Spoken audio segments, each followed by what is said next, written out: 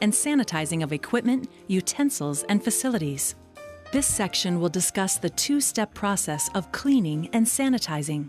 You will learn the difference between cleaning and sanitizing and understand how, when, and why cleaning and sanitizing should be done. Cleaning is the removal of food or soil debris from the surface to which it clings. Sanitizing, on the other hand, is a reduction of the microbial population on equipment, utensils, or work surfaces. First, let's look at the cleaning process. In order to see how food particles cling to surfaces, you need to see the bacteria at a microscopic level. As you can see in the picture, food particles and bacteria have dried on the table surface. They have even worked their way into surface scratches, cuts, and grooves. Many of these particles are not visible to the naked eye. It is possible that food particles and bacteria have dried on tables and countertops and even worked their way into surface scratches and grooves if these surfaces have not been properly cleaned and sanitized. Food contact surfaces can also have biofilms, which are formed by some bacteria. Biofilm, combined with dried food particles, acts as a layer that protects the underlying bacteria from the environment and sanitizers. Biofilms are highly resistant to cleaning and sanitizing efforts. A thorough cleaning is the first step in removing this protective layer. Cleaning requires three main components: water to wash and rinse, soap or detergent, and energy. Water helps loosen food and other items stuck to surfaces, dishes, utensils, and equipment. The water also serves as a carrier for soap to remove these particles. Of course, the water should be from an approved source so that we are not cleaning with dirty water. Potable water must be used for cleaning purposes. Water temperature should be warm to hot, about 110 degrees Fahrenheit, or as recommended on the label instructions of the cleaning agent. Water should be changed when there are visible food particles in the solution. Soap also loosens food particles from surfaces and removes some microbes. Energy can be from the water pressure in the dish machine or from the scrubbing friction from hands. Pressure and scrubbing help loosen food and microbes and break up biofilms, exposing hidden bacteria. For some types of dirty dishes or equipment, it can take more than soap and water to remove visible soil. Pre-soaking or repeated washings may be needed. Be sure to rinse all surfaces as part of the cleaning step. Any surface of dishes, utensils, or equipment that comes into contact with food should be cleaned before it is sanitized. This includes cutting boards, stationary equipment, work tables and utensils, surface equipment, flatware and utensils, and dining room surfaces. Manual cleaning begins with fresh, soapy water in a sink or designated pail and ends with rinsing of the work surface.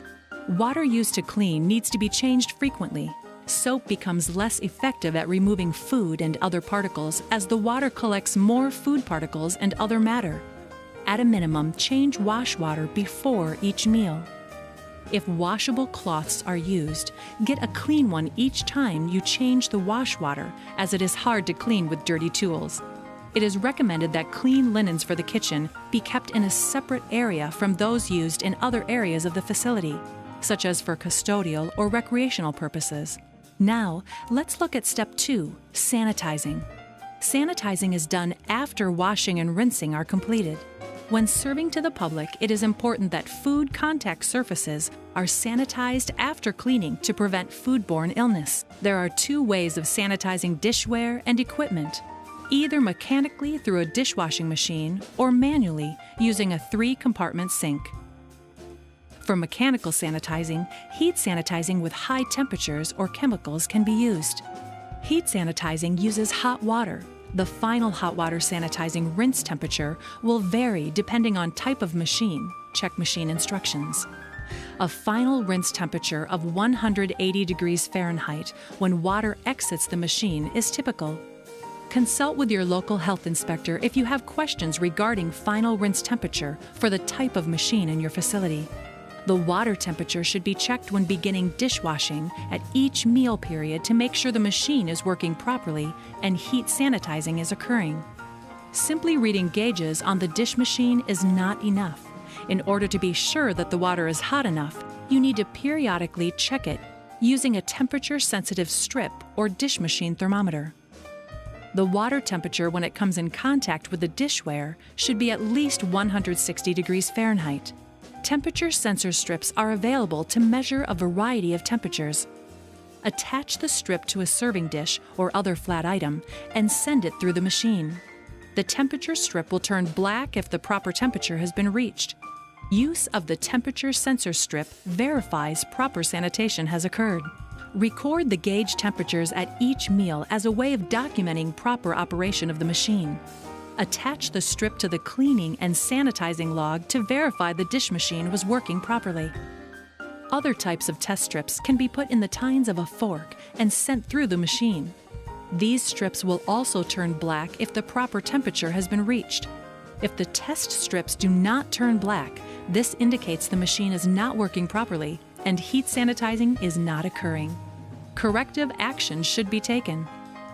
After testing, remember to run the dishware used for testing through the dish machine again for proper cleaning and sanitizing. To avoid recontamination of clean dishware, 2 people should be scheduled in the dish room, 1 to load soiled dishes into the machine and 1 to unload clean and sanitized items. Another way to sanitize is to use chemicals. Be sure that you only use chemicals that are approved for use in kitchens and appropriate for equipment. Review manufacturer's instructions for use of chemicals to be sure correct amounts are used. Chemical sanitizer concentrations should be checked at least once during each meal for chemical dish machines and 3-compartment sinks. In 3-compartment sinks, there often will be a fill line to indicate how much water should be in the sink. The amount of chemical dispensed through a pump or tower should be in correct proportion to the amount of water used. There are 3 types of chemical agents used in food service sanitizers: quaternary ammonium, or quats, chlorine, and iodine. They are not all the same. Each has different characteristics, and each requires a different concentration to be effective and a different test strip for checking accuracy of concentrations. The proper concentration for food contact surfaces is based on the type of sanitizer. According to the current FDA food code, quaternary ammonium should have a concentration as indicated by the manufacturer's use directions. Chlorine should be 50 to 100 parts per million, and iodine should be 12.5 to 25 parts per million. The best way to ensure the sanitizer is effective is by checking it with a test strip. There are specific test strips for each type of chemical agent. When the test strip is placed in the solution for at least 10 seconds, it should change color. Compare the color of the test strip to the indicator on the package to determine sanitizer concentration. Checking the concentration is important because sanitizers become less effective over time. That doesn't mean more is better. If the concentration is too high, there is a potential for toxicity. Sanitizer effectiveness also breaks down when food particles are present in the solution. Most sanitizers are good for about 2 hours and then should be changed. Some dish machines use quats or chlorine for mechanical sanitizing rather than high-temperature water. Chemical sanitizers can also be applied manually using a bucket or spray bottle following cleaning. Be sure the spray bottle is properly labeled with the name of the agent. The cleaning solution, how to properly clean and sanitize, you're on the road to serving the safest food possible.